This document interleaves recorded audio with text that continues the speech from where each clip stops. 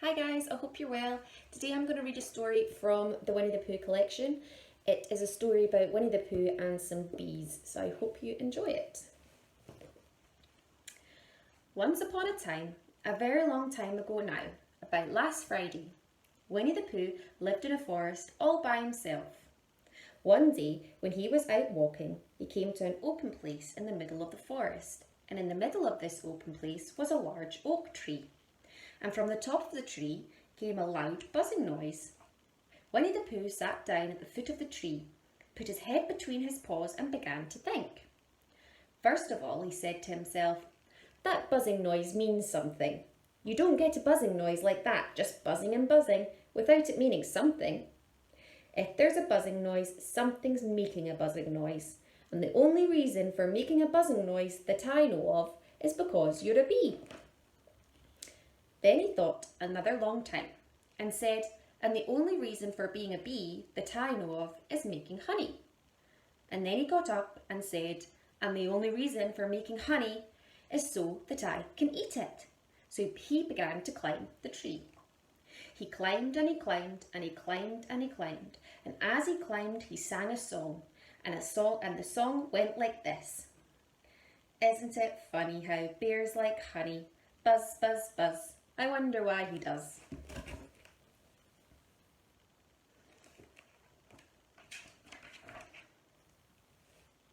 Then he climbed a little further and a little further, and then just a little further. But by that time he had thought of another song. "It's a very funny thought that if bears were bees, they build their nests at the bottom of the trees. And that being so, if bees were bears, we shouldn't have to climb up all these stairs." He was getting rather tired by that time, and so that's why he sang a complaining song. He was nearly there now, and if he just stood in that last branch, crack! "Oh, help!" said Pooh as he dropped 10 feet onto the branch below him. "If only I hadn't," he said as he bounced 20 feet onto the next branch. "You see, what I meant to do," he explained as he turned head over heels and crashed onto another branch 30 feet below. "What I meant to do, of course, it was rather," he admitted as he slithered very quickly through the next 6 branches. "It all comes, I suppose," he decided, as he said goodbye to the last branch, spun round 3 times and flew gracefully into a gorse bush. "It all comes of liking honey so much. Oh, help!" He crawled out of the gorse bush, brushed the prickles from his nose and began to think. And the first person he thought of was Christopher Robin.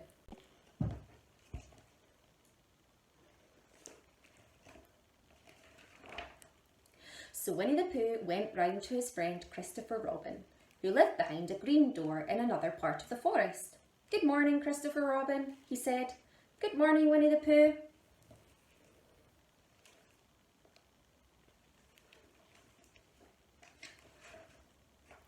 "I wonder if you've got such a thing as a balloon about you." "A balloon?" "Yes.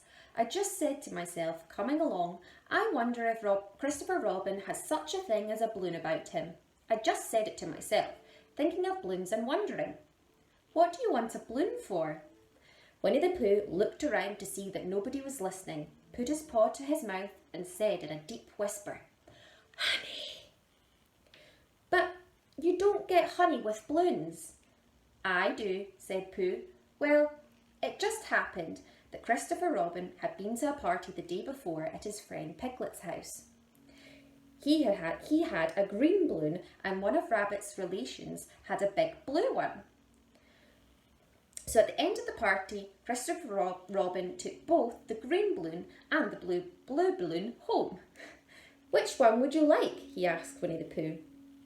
He put his head between his paws and thought very carefully. "It's like this," he said.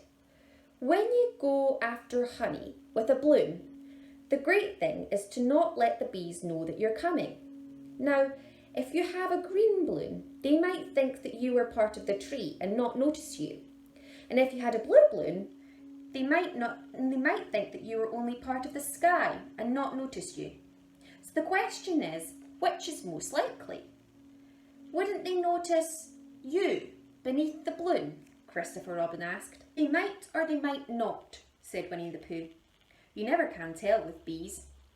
He thought for a moment and said, I shall try to look like a small black cloud. That will deceive them. Then you better have the blue balloon, said Christopher Robin. So that was decided. So they went outside with the blue balloon, and Winnie the Pooh went to a very muddy place that he knew of and rolled until he was black all over. And then, when the balloon was blown up as big, they both held onto it with string. Christopher Robin let go of the string, and Pooh Bear floated gracefully up into the sky and stayed there, level with the top of the tree and about 20 feet away from it.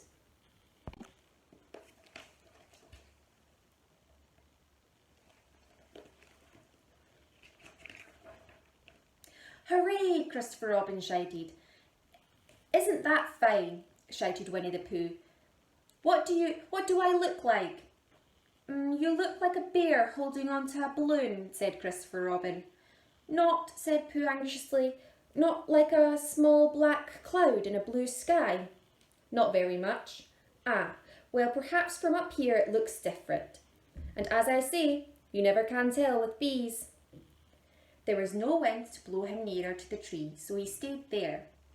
He could see the honey, he could smell the honey, but he couldn't quite reach the honey. After a little while he called down. Christopher Robin, he said in a loud whisper. Hello.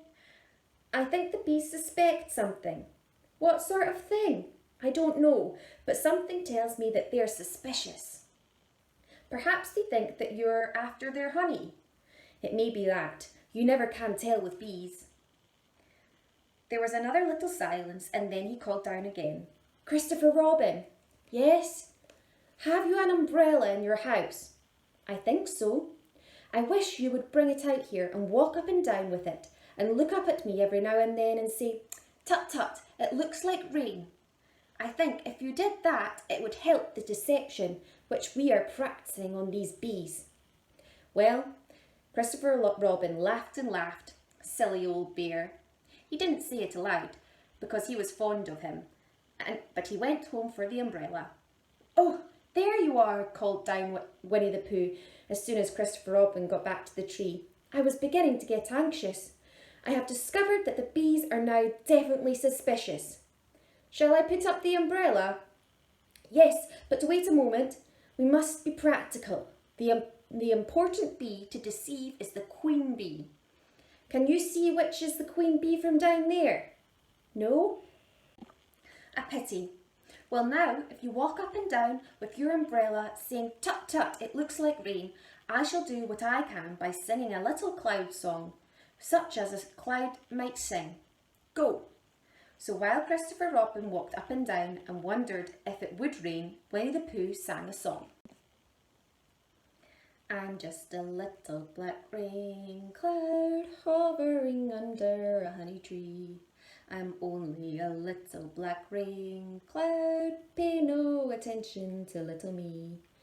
Everyone knows that a rain cloud never eats honey, no, not a nip. I'm just floating around over the ground, wondering where I will drip.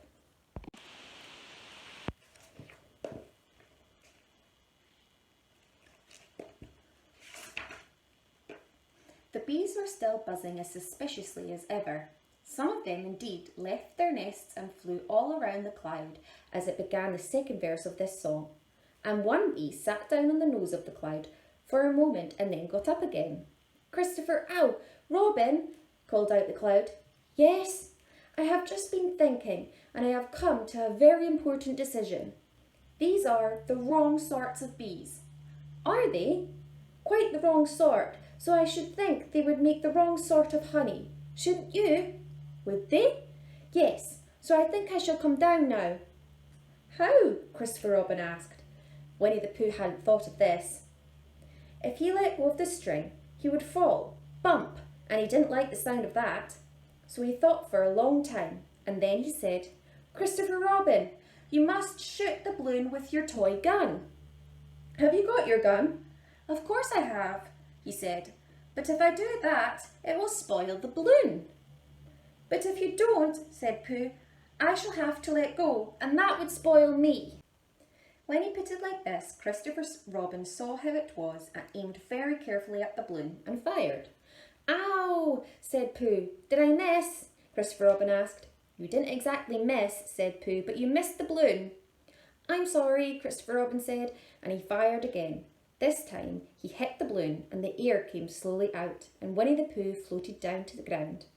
But his arms were so stiff from holding on to the string of the balloon all that time that they stayed up straight in the air for more than a week. And whenever a fly came and settled on his nose, he had to blow it off. And I think, but I'm not that sure, that is why he was always called Pooh.